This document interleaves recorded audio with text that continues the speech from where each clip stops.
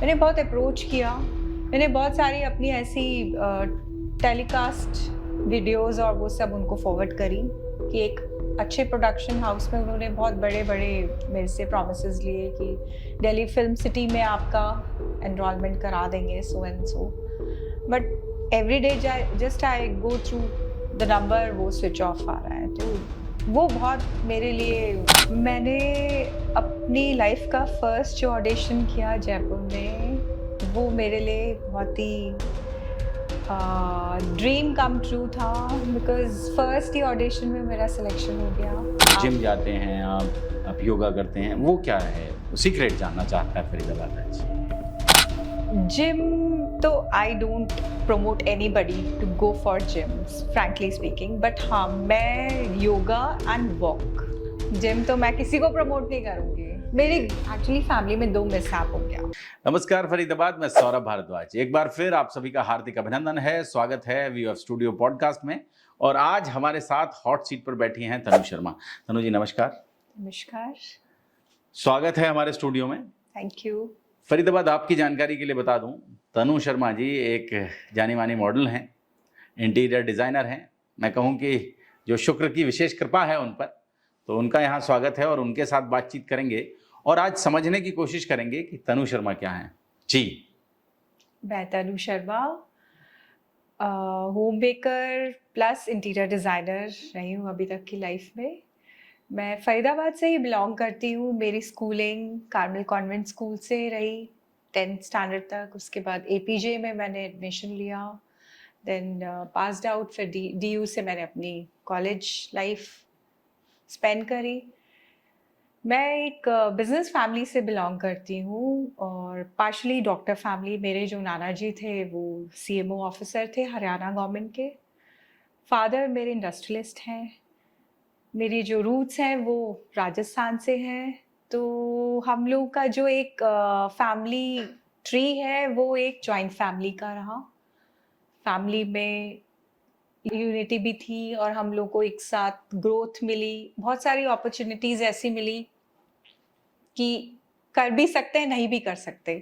तो जब स्कूलिंग से निकली तो बहुत सारे ऐसे शौक थे, हॉबीज़ थी कि वो हिडन रहा करता था लाइफ में कि ये अच्छा लगेगा नहीं लगेगा बड़ों को, बच्चों को। तो जब मैं स्टेज परफॉर्मेंसेस करती थी, डांस परफॉर्मेंसेस रहते थे स्कूल में, तो कहीं ना कहीं ऐसे लगता था कि स्टेज परफॉर्मेंस बहुत अट्रैक्टिव होता है क्योंकि वो इतने अपील सारे लोगों करता का, है, हाँ, अपील परफॉर्मिंग करता है। आर्ट तो वैसे भी बहुत अच्छा जी होता है। जी जी। लगातार लोग और देखते हैं। आपका जो एक हिडन टैलेंट है वो आप एक स्टेज पे परफॉर्म करते हो एज इन फॉर सोलो। तो आपको जब एक सोलो परफॉर्मेंस का चांस मिलता है तो you get your self charm की नहीं, आप कुछ कर सकते हो लाइफ में और आपकी पर्सनालिटी को भी वो ऑल टुगेदर एक आइडेंटिटी देता है। मतलब परिवार था, राजस्थान से था तो मैं समझ सकता हूँ, ब्राह्मण परिवार था तो मैं समझ सकता हूँ कि वहाँ थोड़ा सा ये सब मॉडलिंग थोड़ा मॉडलिंग, पीछे की डांस कॉम्पिटिशन्स ये सब अच्छा नहीं मानते हम लोगों की कम्युनिटी में। तो वो थोड़ा सा मुझे कहीं ना कहीं एक अच्छा, एक सॉफ्ट कॉर्नर रहता था मेरे लिए कि नहीं, मुझे कभी चांस मिला तो आई वुड गो। जब मौका मिलेगा तो। करेक्ट। तो अब मौका कैसे मिला, इसके बारे में थोड़ा सा अब मौका ऐसा मिला कि जयपुर में हमारे नोन है, मेरी फ्रेंड सर्कल में, उन्होंने मुझे आगे कुछ एक अपॉर्चुनिटी के बेस पे उन्होंने मुझे पूछा कि are you interested in ramp shows, runway shows. I just asked my husband कि क्या मैं परफॉर्म कर सकती हूँ अगर आपकी आगे कोई ऑब्स्टैकल्स नहीं हो तो ही सेड आप एलिजिबल हो तो you can go ahead for. तो मैंने जैसे ही अपनी रिज्यूम वहाँ पे सेंड किया, आई गॉट सिलेक्टेड। तो मेरा 3 साल पहले औरा प्रोडक्शंस का एक रैम्प शो, रनवे शो था जयपुर में, तब मुझे बहुत अच्छा चांस मिला वहाँ पे। तो अब परिवार की ओर से, हस्बैंड की ओर से, उनकी ओर से नहीं, ऐसा दे नहीं है? आर वेरी हैप्पी कि मैं अपना जो मेरा बचपन का पैशन, हिडन पैशन था, तो अब वो मेरा सपना पूरा करेंगे। Even though my kids are also into कि नहीं आप करिए और आगे बढ़िए, आपको जो करना है we are with you times. Tanu ji, आप अपने आप को फिट कैसे रखते हैं? क्योंकि आपको देखकर नहीं लगता है कि अभी पिछले 2 महीने पहले आपने बेटे की शादी भी की है। ऐसा मुझे ग्लैमरस जो फील्ड है वो बहुत अट्रैक्ट करती है शुरू से। तो मुझे ये लगता है कि जब आपको किसी पर्दे पे वर्क करना है ना, तो just keep yourself updated, keep yourself toned, keep yourself very fit. हालांकि बहुत सारे ऑब्स्टैकल्स आते हैं कि कभी रूटीन बन पाता है, कभी नहीं बन पाता। जिम जाते हैं आप योगा करते हैं, वो क्या है सीक्रेट जानना चाहता है फरीदाबाद आज। जिम तो I don't promote anybody to go for gyms, frankly speaking, but हाँ, मैं योगा एंड वॉक, जिम तो मैं किसी को प्रमोट नहीं करूंगी। मेरी एक्चुअली फैमिली में 2 मिसहैप हो गया, इसलिए थोड़ा सा वो तो जो क्या हुआ? जिम वाले क्या करते हैं ना, आपका एक्सेसिव जो हॉबीज होते हैं उनको एक बार तो वो टोन अप करा देते हैं, भगाते रहेंगे या कुछ भी, फिर वो सजेस्ट करेंगे protein powder, that is totally harmful for the body. वो किसी भी हाल में किसी को भी नहीं लेना चाहिए। मेरी एक बहुत डिस्टेंट मामी लगती थी, हॉबीज थी, और उनकी बेटी ने प्रेशर में आके उनको जिम ज्वाइन कराया, कर भी लिया उन्होंने बच्चों के कहने पे। होते होते वो कार्डियक पेशेंट भी हो गई, जबकि जिम वाला उनको कार्डियक एक्सरसाइज भी सजेस्ट कर ही रहे थे। कार्डियो कराते ही हैं, कार्डियो कराते हैं। और फिर प्रोटीन पाउडर लेती रही, कहीं बाहर से, ऑस्ट्रेलिया से कहाँ से इंपोर्ट कराती थी। अब वो एक्सेसिव प्रोटीन जो हो गया बॉडी में, उससे उनको स्ट्रोक आ गया। स्ट्रोक आते ही कार्डियक अरेस्ट हो गया एंड शी जस्ट कोलैप्स्ड। पता भी चल रहा था क्योंकि वो जब एक्सरसाइज करती थी तो बहुत सांस फूलता था, वेट रिड्यूस हुआ जिम से, लेकिन वो कहीं ना कहीं डेपोजिशन आपका ना, लिपोसक्शन जैसे होता है ना, लिपोसक्शन एक अभी आजकल चल रहा है, ये ट्रेंड में है, वो पूरा निकाल देते हैं आपका फैट लिपोसक्शन से। वो बेसिकली आपका जो स्टमक होता है ना, बेली, उसको वो कम कर देता है। वो कम करने के बाद क्या करता है, वो आप उससे ज्यादा खा ही नहीं पाओगे। उसके बाद क्या होता है, पेशेंट जो करा के आता है वो हार्डली इतना सा मील खाता है, उससे ज्यादा अगर इतना खाता है तो वो वॉमिट कर देता है। जो आपने अभी बताया कि आपके ऐसे, तो इसलिए आपका जो भरोसा है वो इस सब से, जिम से उठ गया। हाँ। और आपको ये लगा कि आपको अपने आप को फिट रखने के लिए योग पर, वॉक पर, इस सब पर ध्यान देना चाहिए, डाइट पर ध्यान देना चाहिए बजाय इस सब के। जिम वालों को देखिए, एक बहुत ही नेगेटिव एस्पेक्ट मेरी नॉलेज में तो ये है, बच्चों से वो 1 ईयर की फीस ले लेते हैं। कहाँ जाते हैं आजकल के बच्चे, इतने डेडिकेशन का है कि सुबह बहुत ही लिमिटेड है, 100 में से 90% होंगे, 10% तो नहीं जाते, वो फीस देते हैं एंड दे डोंट गो। या तो वो सुबह से शाम करेंगे, शाम से नेक्स्ट डे करेंगे, नेक्स्ट डे से शाम करेंगे, ऐसा उनका है। मेरे घर में भी जो बच्चे कर रहे हैं आजकल, बहुत खुशी खुशी एनरोल करते हैं, उसके बाद वो just switch their things to कल हो जाएगा, शाम को हो जाएगा। तो कहीं ना कहीं वो आपको एक प्रेशर है माइंड में कि नहीं आपको जिम जाना है, जबकि कोई फिजिकल एक्टिविटी नहीं है। कहाँ कोई बच्चा बाहर खेलता है? या तो बच्चों को एकेडमी भेजो आप फोर्सफुली कि आप एकेडमी ज्वाइन करो। कौन आज की डेट में, फोन हो गया, आपकी सोशल मीडिया हो गई, उस पर ज्यादा एक्टिव है लोग। Am I right or wrong? बच्चों का जो समय है वो सोशल मीडिया ले रहा है, मोबाइल ले रहा है, और मोबाइल ने बच्चों के समय को खत्म कर दिया है। बिल्कुल। लेकिन कहीं ऐसा भी लगता है कि मोबाइल ने या ये सोशल मीडिया ने एक ऐसा प्लेटफॉर्म लोगों को उपलब्ध कराया है जिसे पहले वो सोच भी नहीं सकते थे कभी। आज कहीं किसी दूर दराज के गांव में कोई व्यक्ति एक गाना गाता है और उसका गाना लोगों को इतना पसंद आता है, वो रातों रात स्टार हो जाता है। ये पहले संभव ही नहीं था। और आप ये समझें कि कोई बहुत अच्छा खाना बनाना जानता है, वो रेसिपी डालता है, उसकी रेसिपी लोग एकदम हिट हो जाती है।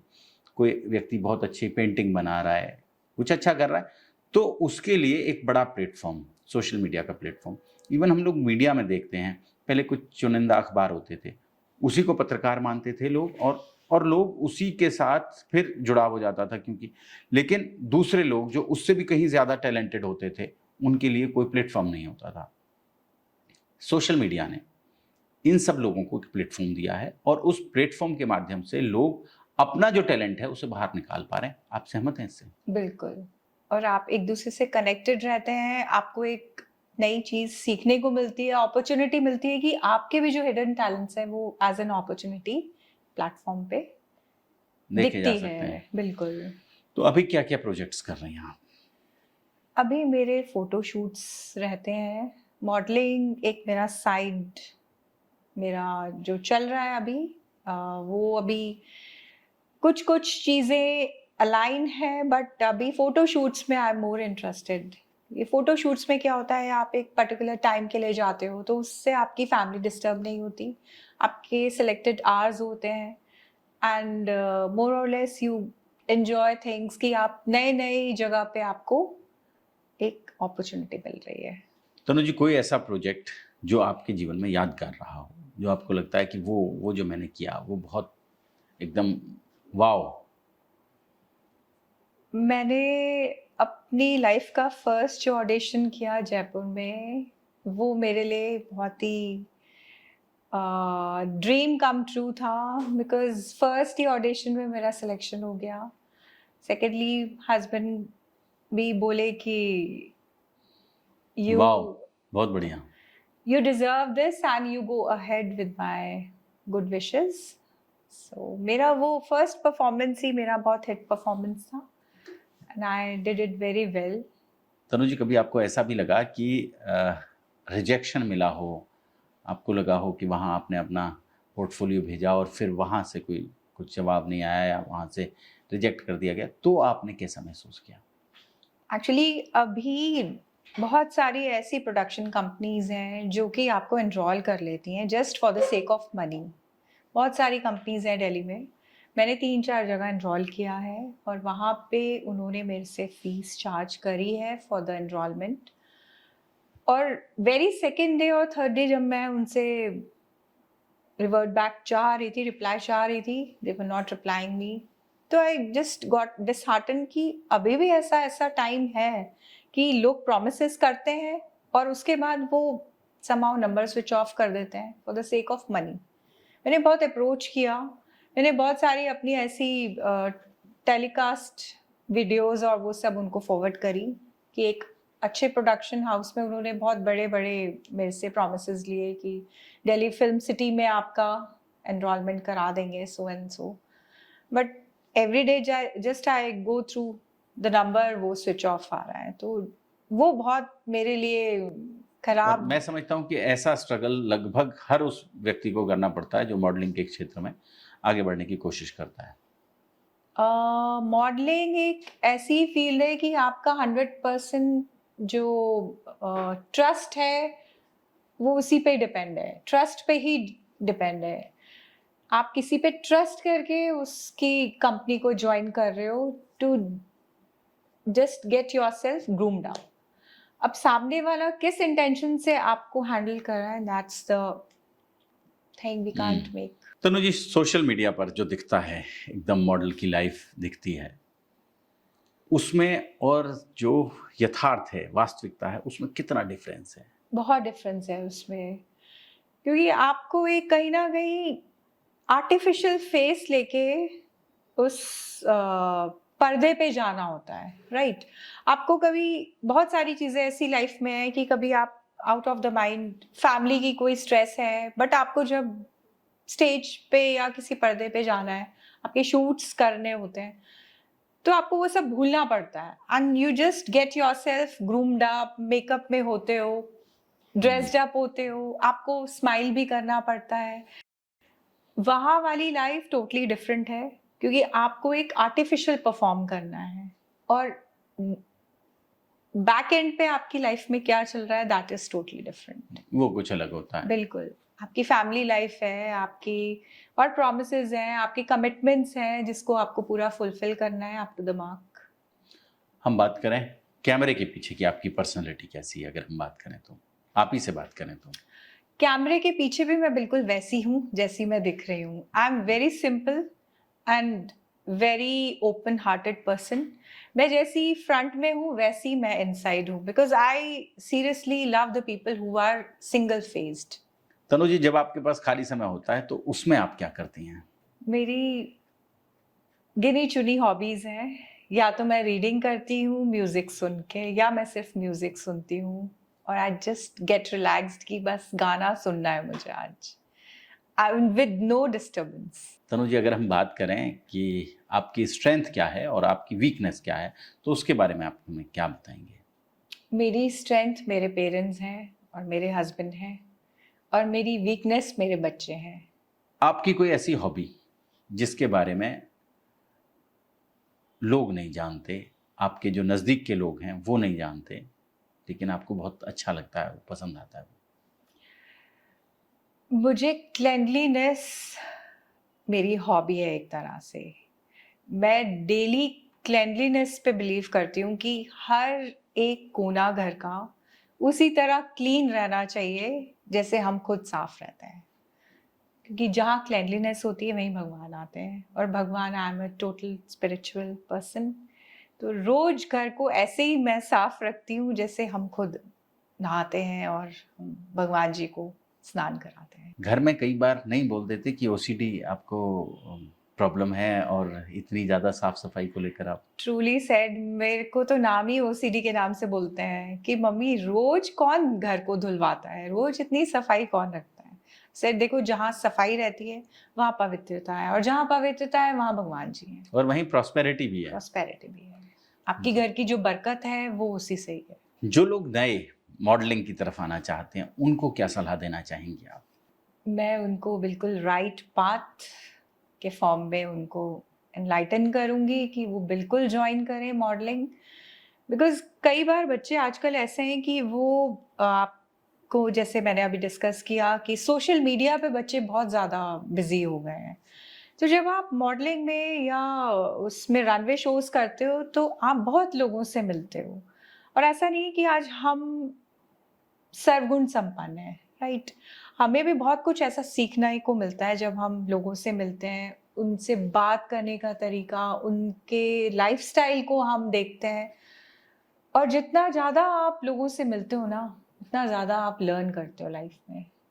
आप रोज लोगों से 10 जनों से मिलोगे तो आई प्रॉमिस कि आप कुछ नई चीज़ सीख कर ही घर आते हैं। जीवन के अनुभव बढ़ेंगे और हम लगातार लोगों के साथ अपने आप को जोड़ेंगे तो कहीं ना कहीं हमें एक हमारा सीखने का मौका जी, मिलता है, बिल्कुल। और आपको अपनी पर्सनालिटी पे भी आप डिफरेंस देखेंगे कि जो जितना लोगों से मिलेगा, जितना लोग ट्रैवल करते हैं, आप देखते ही होंगे उतना ही वो कहावत है, फिरे तो चरे। करेक्ट, जी, तो उतना ही आप डाउन टू अर्थ रहेंगे, क्योंकि आप जब ट्रैवल करते हो तो आपको सब कुछ खुद करना होता है।